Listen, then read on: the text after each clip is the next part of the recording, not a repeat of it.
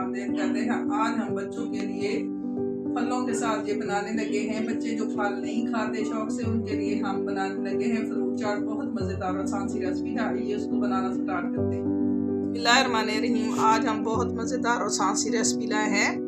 Recipe ये है कि सर्दियों के लिए हम ये चीज़ बनाने जा रहे हैं, यानी फ्रूट चाट। बड़ी ज़बरदस्त चीज़ है।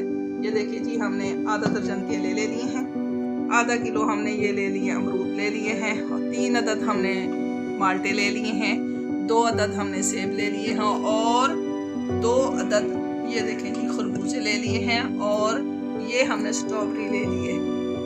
आइए इसको बनाना स्टार्ट करते हैं। बहुत मज़ेदार और आसान सी रेसिपी है।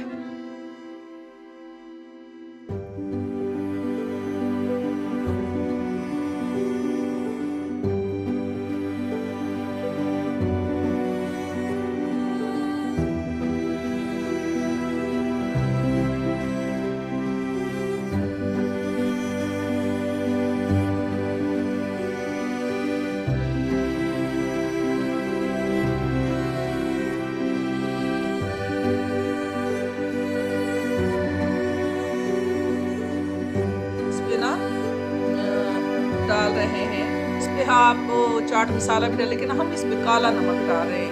ये देखिए माशाल्लाह ज़बरदस्त चीज़ है जी।